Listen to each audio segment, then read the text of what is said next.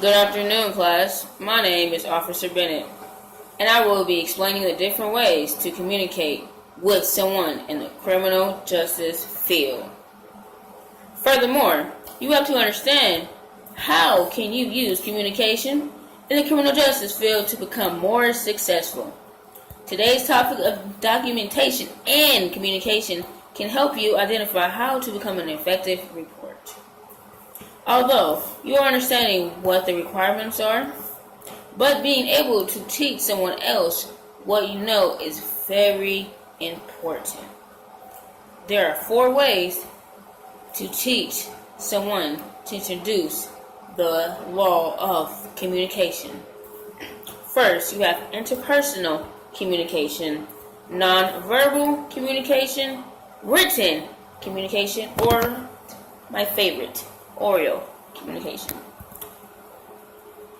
Wow, we will be focusing on these 4 ways to communicate. And interpersonal communication will be a small setting between 3 or more people face to face. In these stages of interpersonal communication, you will have to become open-minded to what is going on in your surroundings. Nonverbal communication will symbolize your gestures, your actions, facial expressions, and your body language. Furthermore, nonverbal communication will be actions speak louder than words. It's the old phrase that we always used to hear as kids. At least I did. Because using your tongue can be your biggest threat if you do not know how to communicate.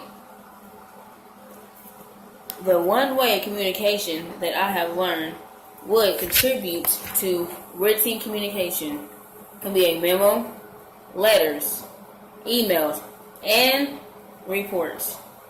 As you look on this area, I will like to demonstrate to you how to write a documentation. First, you have to have your notepad and your pen. Notepad and pen. Okay. When you are doing a documentation, let's say, for example, you have somebody who is on the premises and should not be there. What would you do? It's called a 602, no trespassing. So, what would you need to do if you had to do documentation if it had to be in the court of law? First, you have to have the person's name. So, name. Okay? Say his name is John Doe. Address: 5555 Bridge Gate. How about milk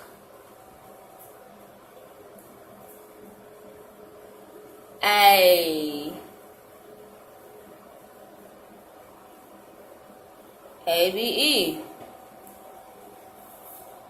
92581. That will be his first name will be John Doe and his address where he resides at. Furthermore, when you have a 602 of somebody, no trespassing, you need to know specifically why you're having these specific documentations, because that is very important in the state of law of communication. That is because if, let's say, for example, you have to have this in court of law, you have to make sure everything is precise. For example, criminal law. What would you think criminal law is, you guys? Criminal law is when it is a plaintiff, and a defendant. Defendant will be the suspect because they are here to see if they are pleading to be guilty or not. So they have a trial, which the juries, and they are there to see if the person, the defendant, is guilty for the crime. While you are doing this, you as a defendant is thinking of ways, how am I able to get out of the situation? Even though you may know you are guilty of your situation. Not cool, man. Okay. Then you have civil law. Civil law is when you have two defendants who are in the court of law. It's not a plaintiff, not a defendant. It's just two people who are having a argumentation about probably money. It can be about materialistic, shoes, clothes, TVs, even a house. Anything you can possibly think of, it can be that specific situation. So, while reading all these specific explanations and definitions of what narrative writing, you need to know that when you talk to people, especially in the criminal justice field, you have to know how to communicate with people. You cannot slur your words. You cannot have not derogatory, specific skills of communication with somebody, because somebody in a higher level may look at you like, what are you saying? I cannot understand you. Thought about that? Think about it. Okay. What I'm trying to say to you guys is that when you do a report, you have to know how to talk to somebody. It is the biggest thing, especially if you are even more better, if you're a security guard, you have to know how to talk to somebody. That's the same thing in criminal justice. Because if you don't, people may take what you say wrong. Another thing, they may look at you like you have no idea what's going on in the situation that you are in at hand. Communication is just the key to success. The summary and the way I feel about it is that sometimes, when you do communicate, you may talk as if you are texting somebody. You cannot do that in a criminal law justice system. Another way people may have bad habits about communicating, you may want to talk to your boss as if your boss is your friend. You're not allowed to do that. That's miscommunication. That can get you fired, documented, that can court a lot of problems. Don't want to do that. Another thing in the criminal justice field, when I am thinking of a way to synthesize the way of criminal justice field and way of communication and the way that you write your words, the biggest thing you have to realize that you have to know that, especially in the United States, let's say you have he said or she said, you were using somebody's words, you're trying to put in your own, or you're just copying what they're saying, you have to put quotations around the word, you have to put periods at the end of the sentence.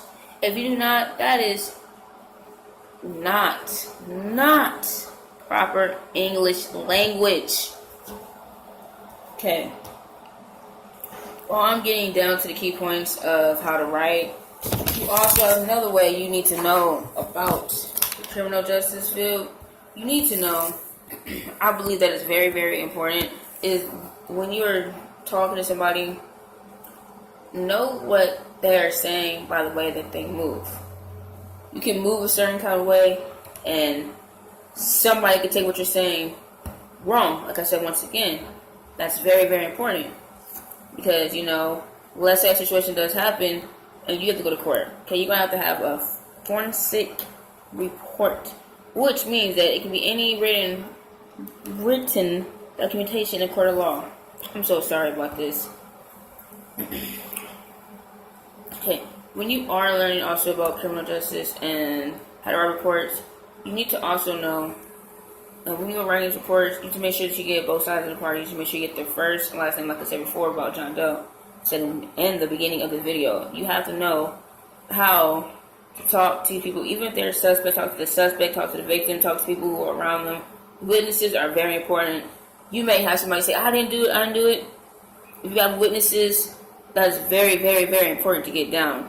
All the documentation can help you in any situation. Pictures, just police, especially police involved, you gotta have the case number. That is very, very important. Especially even for us as security guards, you have to know case number. It's very important in this field. Okay? Another thing I gotta say is that when you are also learning about this, you need to know about the prosecutors, the defense attorneys, all the different labels that you need to know, because it's very, very important. For example, when you have a prosecutor, That is somebody who is an attorney for a jurisdiction of somebody who have violated the law. Furthermore, a defense attorney, somebody who is defending the criminal who is in trouble at hand. I'm trying to explain to you, the guys, the key points of this video. You have to know, like I said once again, how to have the right documentation. You have to know how to talk to people. Very, very important. Talking goes a long way in life. If you know how to talk, you will not get nothing across to nobody. Well, I would like to say, I'm hoping you guys did like my video, you guys are able to understand the morals and regulations of writing and documentation. Because for me, I understand documentation is the key. So if anybody out here wants to be an officer, wants to be in criminal justice field, know how to write, and the more and more that you write, the more successful that you will be in this field. But let's all have a great day. Bye.